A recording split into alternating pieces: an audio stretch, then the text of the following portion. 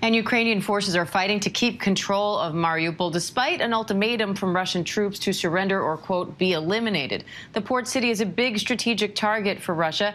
ABC News senior Pentagon reporter Louis Martinez joins me now for more on this.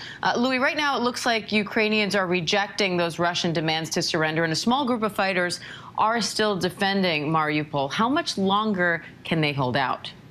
Good morning, Diane. We're talking about 2,500 Ukrainian troops that are holed up at a massive steel facility, a steel plant inside of Mariupol. The city itself seems to have been taken by control by the Russians, but inside the city center there is this very large complex, and we think about 2,500 Ukrainian troops, which have been there now, fighting heavily with the Russians over the last 6 weeks, almost 2 months, so actually from almost day one of this conflict, that they are holed up there now. As you heard from Marcus, the request has come in from the Russians for them to lay down their arms, but you're getting a very tough line from the Ukrainian leadership that no, they will not.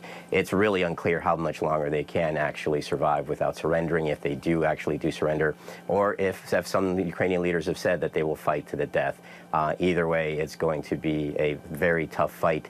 Even though it may be a small piece of land inside Mariupol, it's going to be a very tough fight. And why has Mariupol been such a focus for Russia throughout this invasion? What you mentioned, Diane, this is a strategic port city. It lies on the western coast of an inland sea called the Sea of Azov. There's a small little water bridge that connects it with the Black Sea. When you look at a map of Ukraine, there's a peninsula that juts onto the south of Ukraine called Crimea. That's the Crimean Peninsula. Since the Russians took over Crimea back in 2014, they have been trying to extend, as you heard Marcus say, a land bridge. What does a land bridge mean? It means that you're extending control of what you have militarily from, let's say, the Russian border to the west, all the way through the south along that Sea of Azov, through Mariupol onto Crimea. It makes supply flow easier into Crimea, and you can continue to use Crimea as a base of operations for a push northward into other areas of specifically the Donbass region. That's the eastern part of Ukraine that we keep talking about. That's going to be the next main offensive from the Russians. If the Russians can control the south, let's say think about an arrow moving south from Kharkiv, and if an arrow moving north from Mariupol, you can pretty much encircle all the Ukrainian forces that are in that Donbass region, and that's going to be another major situation. And Louis, if Russia is successful, what does that mean for Ukraine moving forward if they do gain control of Mariupol?